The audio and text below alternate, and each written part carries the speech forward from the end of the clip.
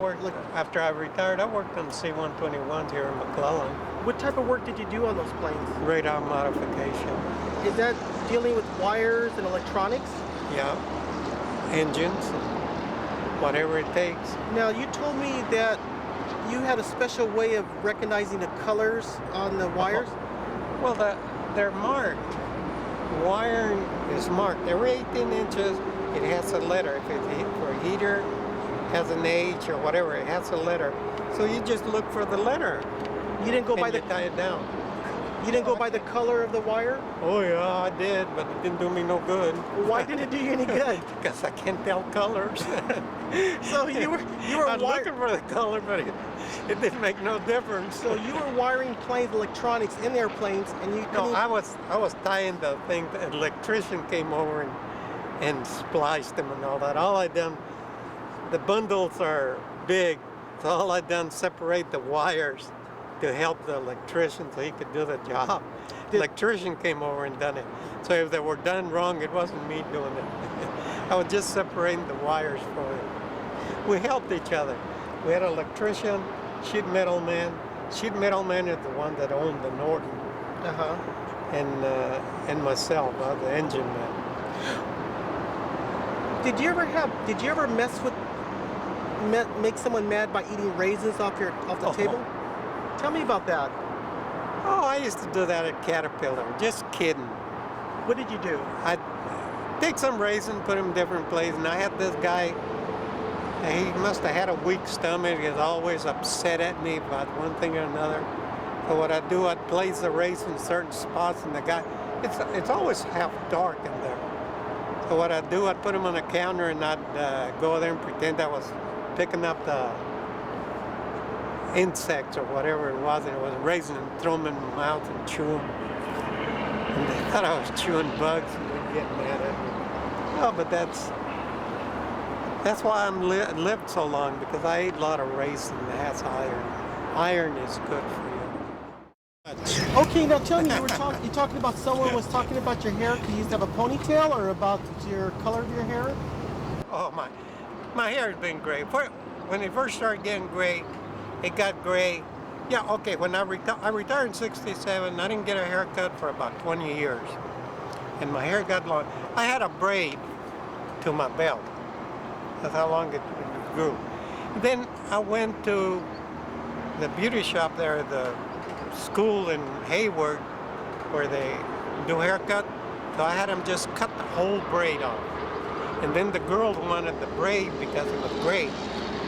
And they made a bunch of little braids so they could use it on dye or whatever they do. But I turned my hair loose, and them girls used to say, when they was flying, because I didn't have windshield, so my hair would fly straight back without a ponytail, and they used to say, "Oh boy, your friend sure has beautiful blonde hair." Blonde hair. My hair was gray, but when it started getting gray, it got gray like a skunk, you know, underneath. But it wouldn't show. But when I put it in a ponytail, like the white would come out, the strip would come out alongside on my temple, and they used to come over and they used to say, "How'd you dye your hair like that?" and all that. It was just natural. Men have better hair than women. Like your man's hair, my hair never was broken to pieces or anything else. You know, it don't break into pieces or anything else. Man's hair, women's hair is always breaking into dead ends or whatever the heck they call it. I went to New Mexico, and they have a lot of Navajos over there. And they had this Navajos big people. Navajos are not little people. And this guy about 6 foot some, and his hair was about as big as a big rope, you know, and he had a big braid, and his hair was dragging the ground. And I asked him, I said, "When the last time you got a haircut?" And he told me, "I've never had a haircut." He never had a haircut. He was already in his 20s. And we had Indian Mike. Indian Mike was Navajo. He's a big dude. Navajos big people. Yeah. Indian tribes look different. One Indian tribe from another. But his Sleda Indians, they're pretty and they're small. Apache Indians, they're not too pretty, but they're pretty. But they're small. Cherokees, very pretty Indians. Cherokee Indians, Oklahoma, they're pretty Indians. Isleta Indians are pretty Indians. Navajo Indians, flat butt, and somebody hit them in the face with a pan. You know, but they're big people, big-shouldered, big people. Mellow. Navajos are mellow. Apaches, I don't know. I'm pretty mellow. Here, Mel. I have a question. Did anybody ever request you to cut your hair while you were at Caterpillar? No. No But coworkers? people, they complain. That's not request. That's just somebody new people come in there and they'd say, oh, last place I used to work, they wouldn't allow nobody to have long hair like yours. And I'd tell them, I said, well, if you're unhappy here, go back to the last place you came from. But no, it's, oh, these are glasses, they're not plastic. We're drinking beer out of real glasses. How come we're getting this treatment? Because you're special, Ernie. Oh, my glasses. I'm sorry, sir. You're sir? Yeah, sir, the camera, not him. No, you know, you had a friend you told me that had a bike that had a cracked frame. What was that all about? Yeah, okay. Oh, his frame one time was cracked when he'd ride, his bike would breathe like this. Yeah, he's a character, I need to tell you. He's a trained engineer. And he had a cracked frame on his bike? Yeah, it's not that the people didn't have jobs. We had another one, I don't even remember what the name, he was a brakeman. And he used to have a panhead, and he had skunks hanging off his vest, and you name it. You'd think he was broker in hell. He was a trained brakesman, making a lot of money. You'd put gas in your bike, and he'd go around collecting the change, so he could put gas in his bike like he's broke. He'd get a beer. Sonol was a biker's hangout. Bertha and Frank used to run Sonol. That's a biker's hangout. That's where we'd leave from when we were going trips. That's where we'd stop at before. That's in Sonol. Then you go through the canyon, you go to Niles. Niles, you go to Hayward, about 20 miles, whatever. But I forgot what I was talking about. How old am I? I must be getting old. You know, Anyway, what happened? what about the bike scripts? Did someone ever borrow some bike scripts for a shifter for you? Oh, yeah, they lose their vice grips, so I put the vice grips for shift, and they shift with the vice grip. You told me about someone who had it on their bike for a long time? No, all summer probably. Oh, that's pretty. You know Sonny Barger? Yeah. Did you know Sonny Barger before the Hells Angels Yeah, became I as know, famous as they are? Or Became class what? infamous, in other words, well known as they are to HAs? The Hells Angels were better known before than what they are now. Why do you say that? Because, I knew just about all the Hells Angels. They all died because they got old. And I went to Pop's when he got his 16-year party at the 120 there in Manteca. He died. He was a retired Navy guy. When Sonny Barger was in Folsom, heck, a big guy, Deacon, he was from Texas. He was the president of the Hells Angels. He died this 4th of July on his boat. And Boomer, he worked for Caltran. He didn't have no teeth or anything else. Without teeth, he could eat an apple or anything he wanted to. Without teeth? Yeah, he used to come to my house all the time. They were all pretty good. Okay. Another one, the president of the Hells Angels there, nothing was, I was just talking about him a while ago. He got killed by one of them prison white supremacists. What they call them? Skinheads? No. They call them something else. They're part of the skinhead. So a lot of the motorcycle. Irish. He was a lawyer. Irish was a lawyer, but he was the president of Hells Angels. I only hanged around with the president, vice president, somebody, treasurers, master arms. You don't mess with the prospect. Prospect don't even speak to them. They're trying to build a name for himself. I used to get invited to I forget what the name of that other club was there in Oakland. They had the two lions on their, and they invited me to come to their club. And they barbecues or whatever. Oh, our beer's getting hot. Now you were talking about My beer's getting hot. You were talking about Sacramento clubs. There were some that couldn't even make it out of the city. Yeah. Oh, I don't know about this. I don't know nothing about clubs. I haven't been riding last 20 years. Well, how long since I haven't left the city limits? I don't know, a couple of years. Maybe. I don't. Sacramento city limits like a fence. I belong inside the city limit because daylight runs out on me. And I can't be away from the house after it gets dark. Oh, I'd run over half of my neighborhood. What's the fastest you think you've gone on your FXST, your Softail? What's the fastest you think you've ridden that bike? How fast? I have no idea. As fast as it goes. Well, that's pretty fast then. Yeah, they go pretty fast. The Evolution's a good engine.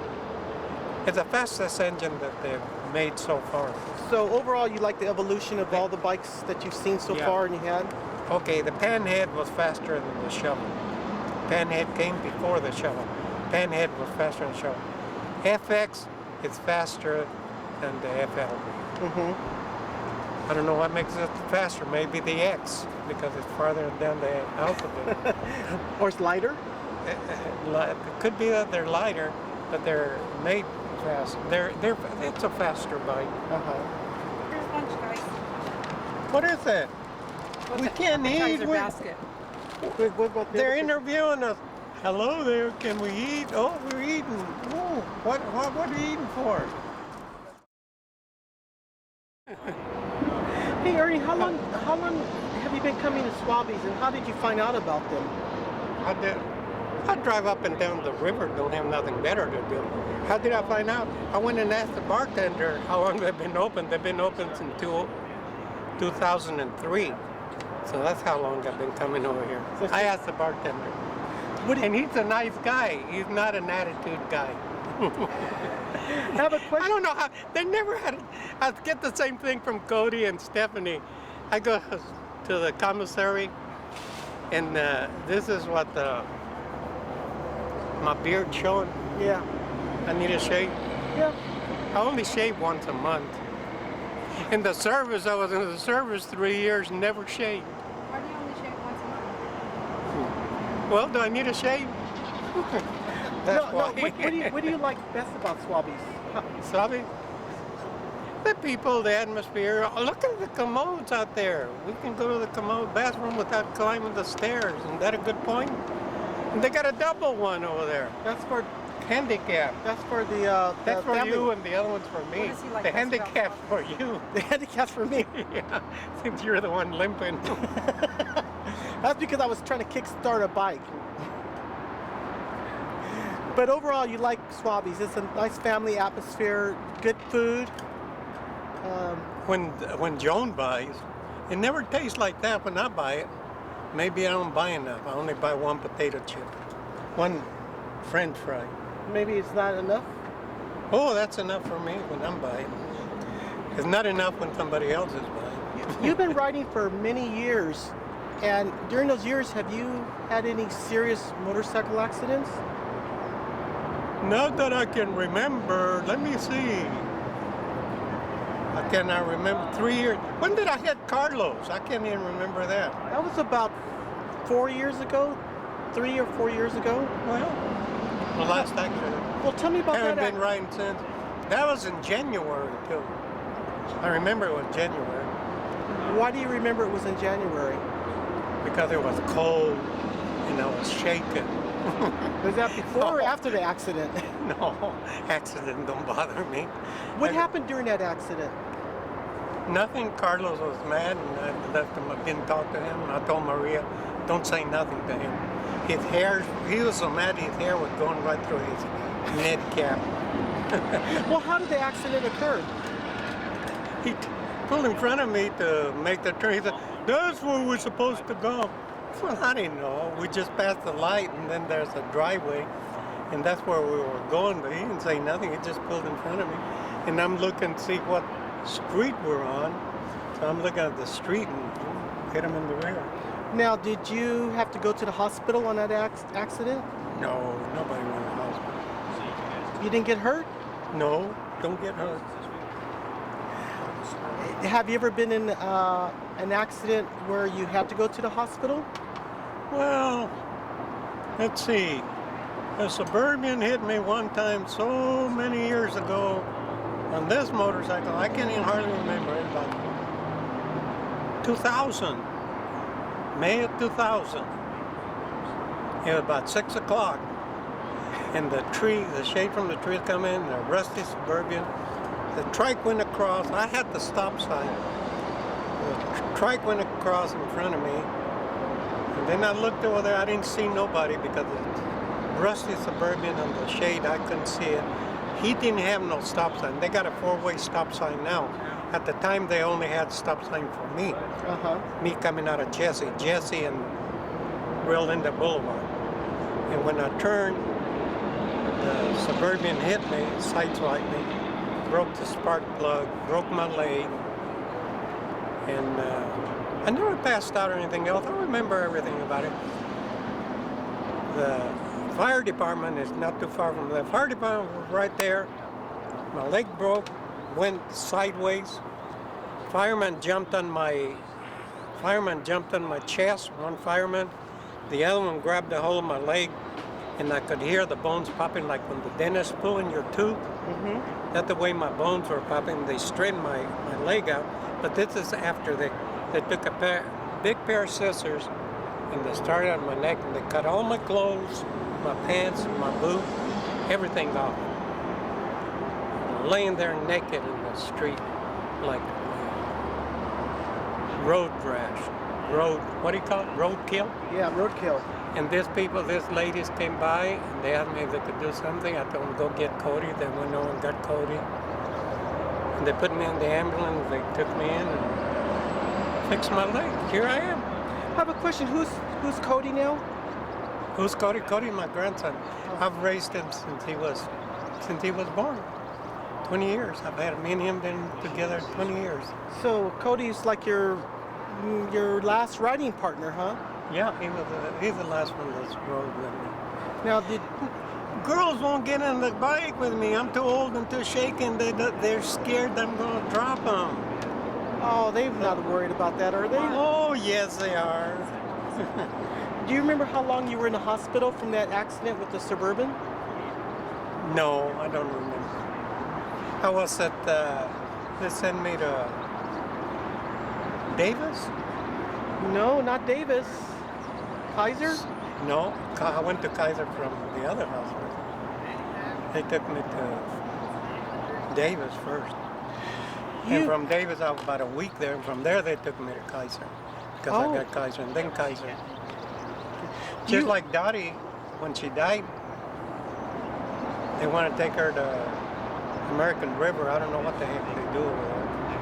I told them, no, take her to Kaiser. I took her to Kaiser, and then they wanted to charge me because she was dead when she got there. They wanted to charge me because they said she wasn't covered on the insurance because she's dead. She died at home. I knew she was dead when they picked her up. Now, who was Dottie now? Dottie was let me think real hard. I think I was married to her. She was my wife, second wife, my riding partner. So you and her used to ride on a lot of rides together? Yeah. Everywhere I went to, she went with me. Now, how long were you guys married? Jesus Christ, I was born married, and I was married till about 32 years or something like that. You and I was married about 21 years the first time. Oh, okay. No. And she's been dead about 12 years. I was born married. I've been married all my life. Now I'm married to I don't know who, the motorcycle, I guess. Well, it's a man and his bike. No, there's something else. Who the heck am I married to? Can't think of that. Do you remember how long, when you was in that motorcycle accident with the Suburban, do you remember how long you were in intensive care? Intensive care? I don't think I was there in intensive care too long. Because the doctor told me to shut up when they were fixing my leg there. He goes, would you be quiet or I'll have them come over and arrest you? So I was quiet for a little bit. No, I wasn't in intensive care. I don't think I've ever been in intensive care too long. Okay. 6 hours, anywhere. Once Operation and stuff like that.